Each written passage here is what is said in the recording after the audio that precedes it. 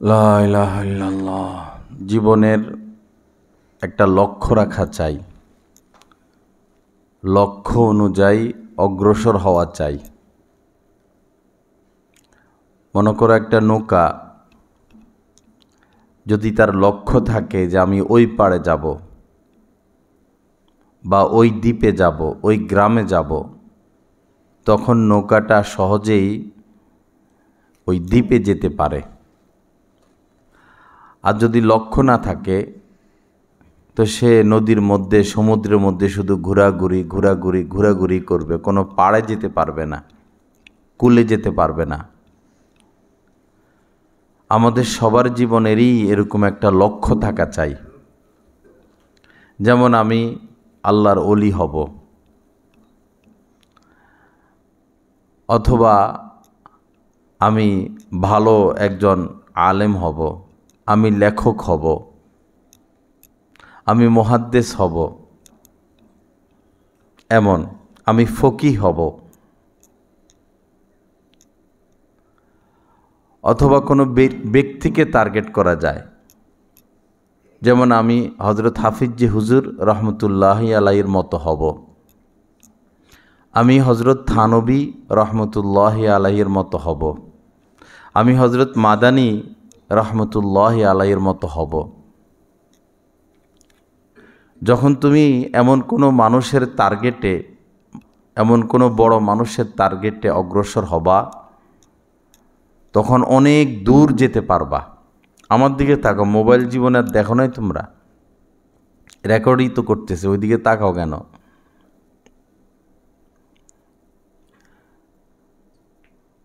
যখন কাউকে টার্গেট করবা তো অনেক দূর আগাইতে পারবা।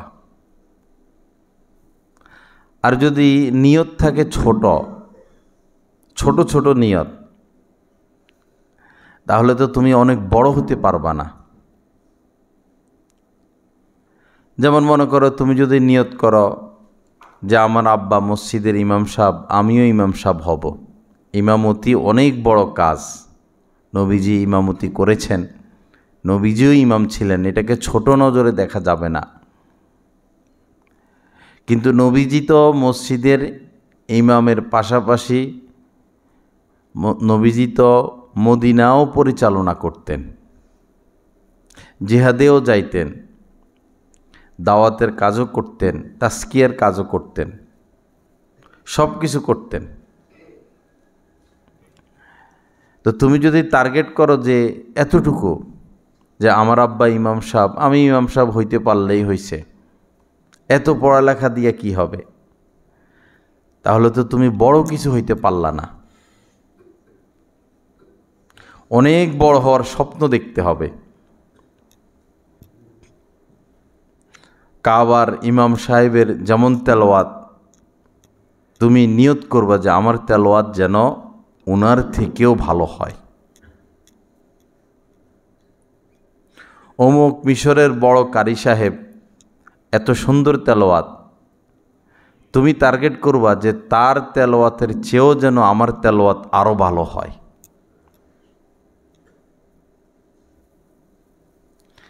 আমাদের কিশোরগঞ্জের শাহ সাহেব রহমতুল্লাহ আলাই, আল্লাহ পাক ওনার কবরকে নূর দ্বারা ভরপুর করে দেন। উনি যখন নামাজ পড়াইতেন তো মানুষের তৃপ্তি হতো না, এত সুন্দর তেলাওয়াত।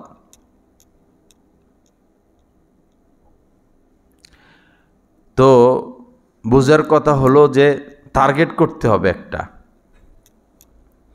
এরপরে সেই টার্গেট অনুযায়ী তোমাকে আগাইতে হবে। তোমার বসে থাকার সময় নাই, তোমার কেমন যেন ঘুমানোর সময় নাই, তোমার গল্পের সময় নাই, তোমার একটা মিনিট সময় নষ্ট করার সময় নাই। একজন তালেবে ইলম যদি একটা মিনিট অপচয় করে, কেমন যেন সে একটা ঘন্টা, একদিন সে তার জীবন থেকে শেষ করে দিল। এক মিনিট তালেবে ইলমের জন্য, এক মিনিট না, এক ঘন্টা। অন্যরা বসে বসে গল্প করতেছে, আড্ডা দিচ্ছে, সময় নষ্ট করতেছে। তোমার তো টার্গেট হচ্ছে কাবার ইমামের চেয়ে তুমি বড় কারি হবা, তোমার বসে থাকার সময় কোথায়? এজন্য অনেক বড় হওয়ার স্বপ্ন দেখো বাবা। আরদুল্লাহি ওয়াসিআ, আল্লাহ পাকের জমিন প্রশস্ত, আল্লাহ পাকের খাজানায় অভাব নাই। বাংলাদেশে এক হাফিজি হুজুর নয়, যদি লক্ষ কোটি হাফিজি হুজুরও তৈরি হয়, আল্লাহ কি রিজিক দিতে আল্লাহর খাজানায় কমতি আসবে? কমতি আসবে না। আরেকটা টার্গেট হলো, যেটা কমন টার্গেট, যে আমি আল্লাহর ওলি হবই হব, আমি আল্লাহকে খুঁজে পাবই পাব। ওইটা হলো তোমার একটা বিষয়, যে আমি ওই পর্যায়ে পৌঁছব, শাখা। মেইন যেটা কমন টার্গেট, সেটা হলো আমি আল্লাহর ওলি হবই হব। আল্লাহর ওলি হওয়া ফরজ। 5 ওয়াক্ত নামাজ যেমন ফরজ, রমজান মাসে রোজা রাখা যেমন ফরজ, হযরত মাওলানা আশরাফ আলী থানভী রহমতুল্লাহ আলাইহি বলেছেন আল্লাহর ওলি হওয়াও সকল মানুষের উপরে ফরজ।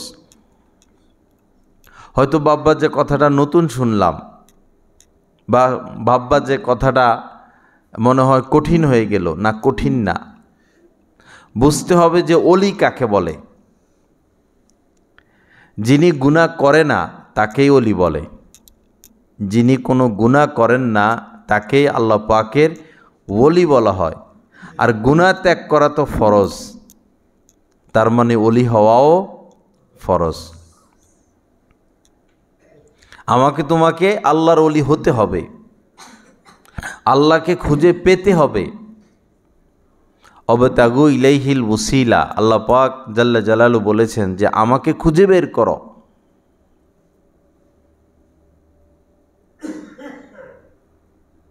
সারা পৃথিবীর যে সমস্ত রাষ্ট্রগুলো উন্নত, এই উন্নত হওয়ার কারণ হলো খনি। কাহারো দেশে সোনার খনি বেশি, কাহারো দেশে তেলের খনি, কাহারো দেশে গ্যাসের খনি, হীরার খনি। যার দেশে খনি বেশি সে তত উন্নত। এই খনিগুলো তো গাছে ধরে না, এই খনিগুলো রাস্তাঘাটে বনে জঙ্গলে পাওয়া যায় না, অনেক নিচে খুঁজে পেতে হয়। যে রাষ্ট্র খনি খুঁজে পায় সেটাকে কাজে লাগায়, সে রাষ্ট্র অনেক উপরে উঠে। আল্লাহ এরকম গোপন আছেন, আল্লাহ আমাদের সাথেই আছেন, কিন্তু আল্লাহ গোপন আছেন। আল্লাহকে খুঁজে পেতে হবে। আহুয়া মাআকুম আইনামা কুনতুম, তোমরা যেখানেই থাকো না কেন আল্লাহ তোমাদের সাথেই আছেন। আল্লাহকে যখন আমরা খুঁজে পাব, আল্লাহর হয়ে যাব, আল্লাহর সাথে সুসম্পর্ক কায়েম হবে, মহব্বত কায়েম হবে, তখন দুনিয়ার রাজা বাদশারা তোমার পায়ের নিচে এসে বসে থাকবে। এখন তো তাদের গোলামি করতে হয় আমাদের। রিসিট বুক নিয়ে দোকানে দোকানে বাড়ি বাড়ি গিয়ে কালেকশন করতে হয়, তাদের মুহতাজ হইতে হয়, তাদেরকে সম্মান করতে হয়, ইজ্জত করতে হয়, তোয়াক্কা করতে হয়, তোষামদি করতে হয়। যখন আল্লাহর সাথে আমাদের সম্পর্ক হয়ে যাবে তখন তারা তোমার তোষামদি করবে, তুমি তাদের তোষামদি করতে হবে না। বান্দার গোলামির থেকে, গোলামির জিঞ্জির থেকে বের হয়ে যখন রব্বুল আলামিনের গোলামিতে নিজেকে নিযুক্ত করতে পারবো, তো সমস্ত বান্দাকে, মাখলুককে আল্লাহ আমাদের গোলাম বানাইয়া দিবেন। তা আরেকটা টার্গেট হলো আমাদের কি হতে হবে? আল্লাহর ওলি হতে হবে। আল্লাহর ওলি হওয়া ফরজ। বলো, আল্লাহর ওলি হওয়া কি ফরজ? আল্লাহর ওলি হতেই হবে। আল্লাহর ওলি হলে লাভ কি?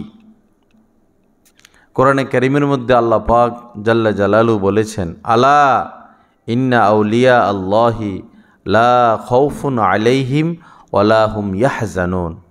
শুনো, যারা আল্লাহ পাকের ওলি, আলা ইন্না আউলিয়া আল্লাহি লা খাউফুন আলাইহিম, তাদের কোনো ভয় নাই। আল্লাহর ওলিদের কোনো ভয় নাই।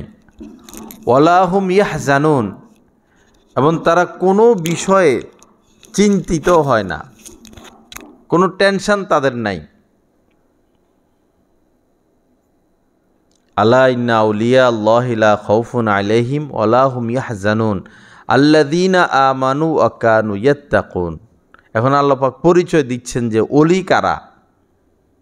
আল্লাযীনা আমানু, যারা ঈমান এনেছে, ওয়া কানু ইয়াত্তাকুন, এবং তাকওয়া অবলম্বন করেছে, গুনাহ থেকে বেঁচে থেকেছে, তারাই হচ্ছে আল্লাহ পাকের ওলি। লাহুমুল বুশরা, তাদের জন্য সুসংবাদ, রাজা বাদশাদের জন্য সুসংবাদ না, এমপি মন্ত্রীর জন্য সুসংবাদ না। সুসংবাদ হচ্ছে যারা আল্লাহর ওলি তাদের জন্য। লাহুমুল বুশরা ফিল হায়াতি দুনিয়া ও ফিল আখিরা, দুনিয়া এবং আখেরাতে উভয় জাহানে যারা আল্লাহর ওলি হবে তাদের জন্য সুসংবাদ আর সুসংবাদ। না রাজা বাদশাদের জন্য সুসংবাদ। লাহুমুল বুশরা ফিল হায়াতি দুনিয়া ও ফিল আখিরা। এরপরে লা তাবদীলা লিকালিমাতিল্লাহ, আল্লাহ পাক বলেন যে আল্লাহর কথার কোনো পরিবর্তন নাই। আল্লাহর কথার কোনো পরিবর্তন নাই। নির্বাচনের আগে নেতারা কত কথা বলে, ব্রিজ করে দিমু, রাস্তা করে দিমু, 10 টাকা কেজিতে চাউল খাওয়ামো, কত কথা কয় না। পরে ভোট হওয়ার পরে আর নেতারে খুঁজে পাওয়া যায় না। আল্লাহর কথা এমন না, আল্লাহ যেটা বলবেন এটা।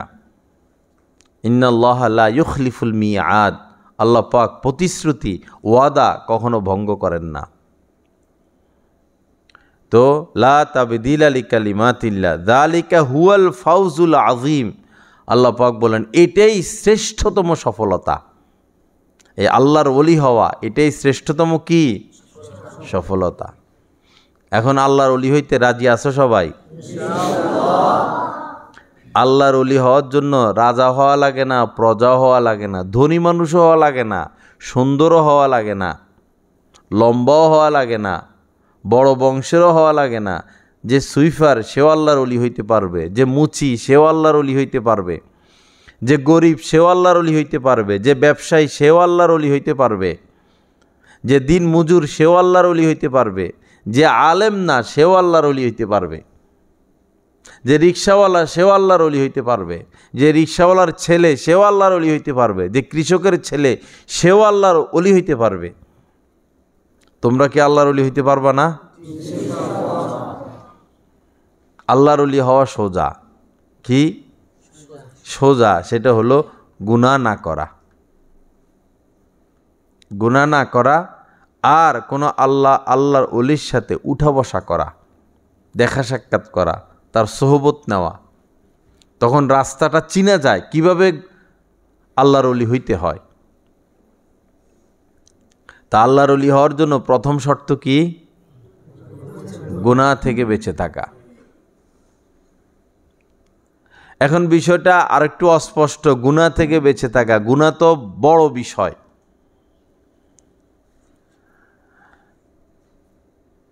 গুনাহ তো অনেক, কতগুলো গুনাহ থেকে আমরা বাঁচব।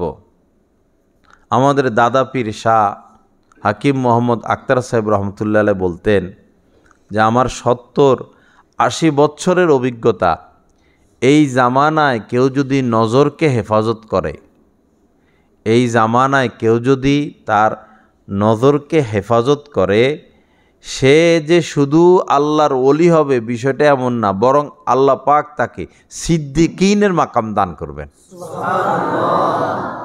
সে সিদ্দিক হয়ে যাবে, নবীদের পরে যে পজিশন। শুধু কি করলে? নজরকে হেফাজত করলে।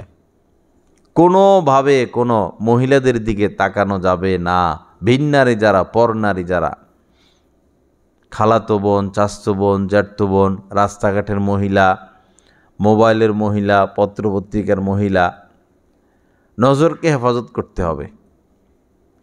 এবং সুশ্রী ছেলে যাদের প্রতি দিল ঝুঁকে যায়, যাদেরকে দেখতে মন চায়, কথা বলতে মন চায়, তাকাইতে মন চায় বারবার, তাদের থেকে কেউ যদি নজরকে হেফাজত করে খুব কঠিনভাবে, শক্তভাবে, অচিরেই সে আল্লাহ পাকের ওলি হয়ে যাবে। তো তোমরা তো মাশাআল্লাহ পবিত্র, কোরআনের থেকে পবিত্র আর কোনো গ্রন্থ নাই, কোরআনের চেয়ে পবিত্র আর কোনো কিছু নাই। আল্লাহর কালাম পবিত্র কোরআন, সে পবিত্র কোরআন পড়তেছ, প্রত্যেক হরফে হরফে অন্তর আত্মার মধ্যে নূর তৈরি হয়, চোখে নূর তৈরি হয়, চেহারায় নূর তৈরি হয়, জিন্দিগির মধ্যে নূর তৈরি হয়, জিন্দিগির মধ্যে নূর আসে। কিন্তু সেই নূর আমরা ধরে রাখতে পারি না গুনাহের কারণে। বড় পীর আব্দুল কাদের জিলানী রহমতুল্লাহ আলাইহির সাথে সফর করতেছেন একজন হাফেজ সাহেব। পরে তার একটা কুদৃষ্টি হয়ে যায়, কুদৃষ্টি করে ফেলে। পরে হাফেজ সাহেব বড় পীর আব্দুল কাদের জিলানী রহমতুল্লাহ আলাইকে বললেন, হজরত, এত সুন্দর মানুষ, যার দিকে কুদৃষ্টি করছে সে অনেক সুন্দর, বলল এত সুন্দর মানুষ আল্লাহ এত সুন্দর করে বানাইছেন, আবার তাকে জাহান্নামও দিবেন। তখন তিনি বললেন, তার মানে তুমি কুদৃষ্টি করছ, তুমি হাফেজে কোরআন হয়ে কুদৃষ্টি করছ, এটার পরিণাম তুমি পেয়ে যাইবা, এটার ক্ষতিটা তুমি পেয়ে যাবা। পরে দেখা গেল যে এক সময় এমন হলো পুরা কোরআন সে ভুলে গেছে। একবার মাত্র কুদৃষ্টি করছে, পুরা কোরআন সে ভুলে গেছে। কোরআন অনেক বড় নেয়ামত বাবা, যদি পাপ না ছাড়ো, গুনাহ না ছাড়ো, কুদৃষ্টি করো বিশেষ করে, বা গোপন কোনো পাপে লিপ্ত থাকো, তো এই কোরআন থাকবে না, এই কোরআন থাকবে না। একটা দা, একটা বটি ধার দিলে কি ধার, গাছ কাটতে চাইলে গাছ কাটা যায়, মানুষ কাটতে চাইলে মানুষ কাটা যায়, গরু জবাই করা যায়। কিন্তু দাকে যদি তুমি মাটির সাথে রেখে দাও বা মাটির ভিতরে রেখে দাও, এই দায়ের কোনো অস্তিত্ব থাকে না, এটা মাটি হয়ে যায়, মাটি তাকে খেয়ে ফেলে। তোমার অনেক দাম, তুমি হাফেজে কোরআন, তুমি তালেবে এলেম, তোমার পায়ের নিচে ফেরেশতারা তোমাদের সম্মানার্থে তাদের নুরানি পাখা বিছিয়ে দেয়, তোমার অনেক দাম।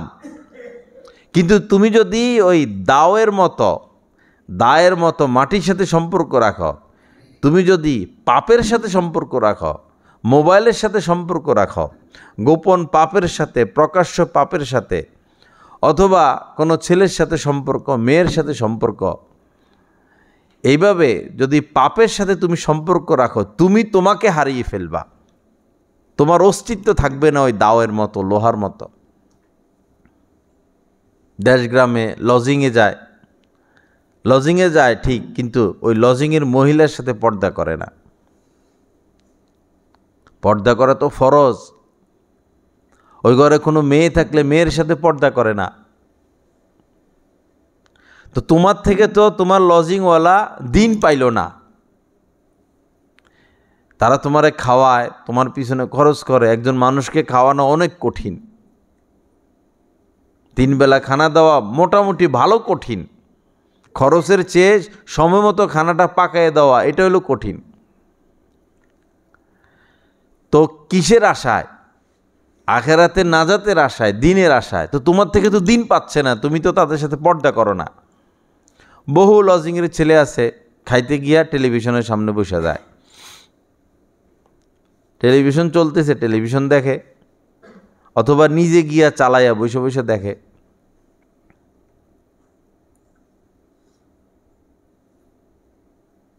হাল জাজাউল ইহসানি ইল্লাল ইহসান, কেউ এহসান করলে বিনিময় তাকে এহসান করতে হয়, এহসান তো করা হইল না।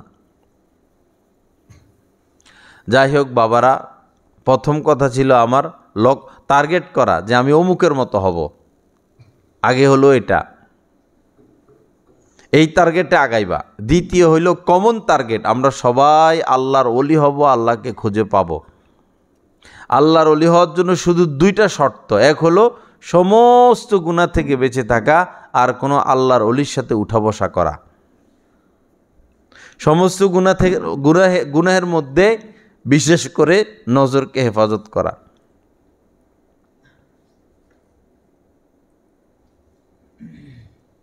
আরেকটা বিষয় হলো ওস্তাদের আদব, ওস্তাদের খেদমত।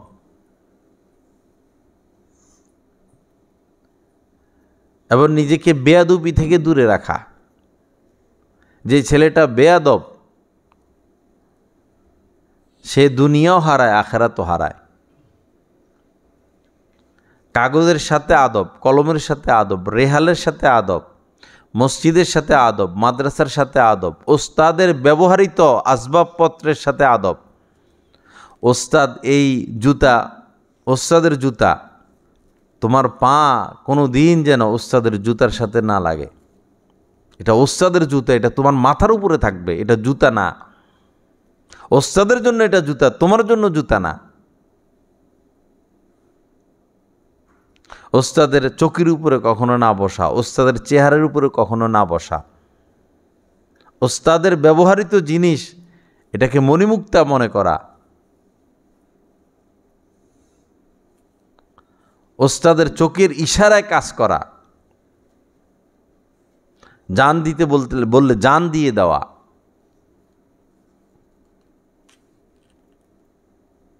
বিশেষ করে পড়াটা শিখা, অলসতা না করা।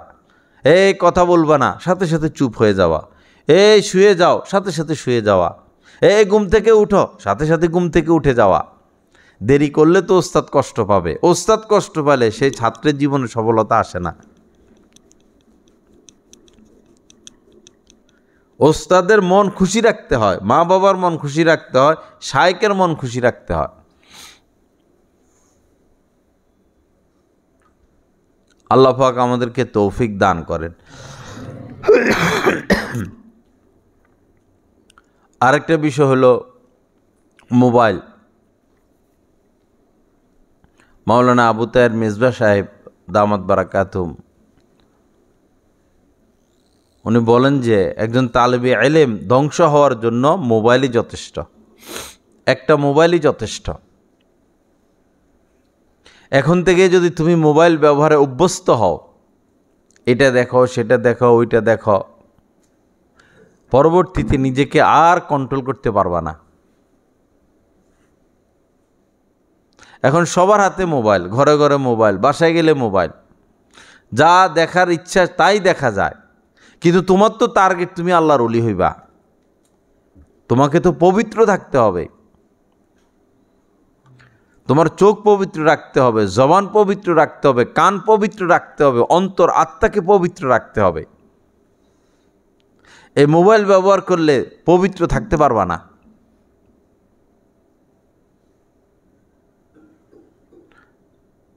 আল্লাহর নাম নিয়ে একদম হেফজ শেষ করে, দাওরা শেষ করে, কর্মজীবনে গিয়ে, বিয়ে শাদী করে কর্মজীবনে গিয়ে এরপরে যদি টাচ মোবাইলের প্রয়োজন হয় তখন টাচ মোবাইল নিবা। এর আগ পর্যন্ত টাচ মোবাইল ব্যবহার থেকে একদম মুক্ত হয়ে যাও। কি বলো ইনশাআল্লাহ? আল্লাহ সবাইকে তৌফিক দান করেন। ভালোটাও দেখবা না, খারাপটাও দেখবা না। যে গজল দেখি, বয়ান দেখি না, যে আমার তো অনেক বড় টার্গেট, আমি ভালোটাও দেখবো না, খারাপটাও দেখবো না। ভালোটা দেখতে গেলেই তুমি খারাপটা দেখবা। এটা সংস্পর্শ থেকে দূরে থাকা। তো মোটামুটি আমার কথা শেষ। কয়েকটা গুনাহ, এক হলো নজরকে হেফাজত করা, এরপরে মোবাইল থেকে বিরত থাকা, বেয়াদবি হয় এরকম কোনো কাজ না করা, এবং গোপন কোনো পাপে লিপ্ত না হওয়া। গোপন পাপ, অনেক তালেবে ইলম অনেক গোপন গোপন পাপ করে, গুনাহ করে, কেউ না দেখুক, আল্লাহ দেখেন। গোপন পাপ থেকে দূরে থাকা। তোমাদের স্লোগান হবে যে আমরা পাপ করব না, পাপের সুযোগও দিব না। আমাদের মাদ্রাসা আছে একটা জামালুস সুন্নাহ, সেখানে ছাত্রদের স্লোগান এটা, পাপ করব না, পাপের সুযোগও দিব না। সবসময় এটা মাথায় রাখবা যে আমি পাপ করব না এবং পাপের সুযোগও দেব না। কেউ যেন তোমাদের গায়ে স্পর্শ না করে। কি প্রয়োজন? একজন আরেকজনের শরীরে স্পর্শের কোনো প্রয়োজন নাই। ছাত্র জীবনে মোসাফার প্রয়োজন নাই। হয়তো কেউ তোমার মুখে হাত দিল, গালে হাত দিল, শরীরে হাত দিল, কি প্রয়োজন যে আমাকে স্পর্শ করবা না? দিনেও না, রাত্রেও না। স্পর্শ থেকে দূরে থাকবা। তুমিও কাউকে স্পর্শ করবা না, ওরাও যেন তোমাকে স্পর্শ না করে। পাপ না করা, পাপের সুযোগও না দেওয়া। আল্লাহ আমাদের সবাইকে তৌফিক দান করেন। আল্লাহ পাক এই প্রতিষ্ঠানকে কবুল করেন, সকল আসাতেজাকে কবুল করেন। তো কথাগুলো মুখস্থ হয়েছে, তো বারবার বললাম, কোনো এক বিশেষ ব্যক্তিকে টার্গেট করা, আমি তার মতো হব। এরপরে কমন যে আমি আল্লাহর অলি হব। অলি হওয়ার জন্য দুই কাজ: সমস্ত গুনাহ থেকে বাঁচা, আর কোনো আল্লাহর অলির সাথে উঠা বসা করা। গুনাহের মধ্যে বিশেষ করে নজরকে হেফাজত করা, এই হলো বয়ান।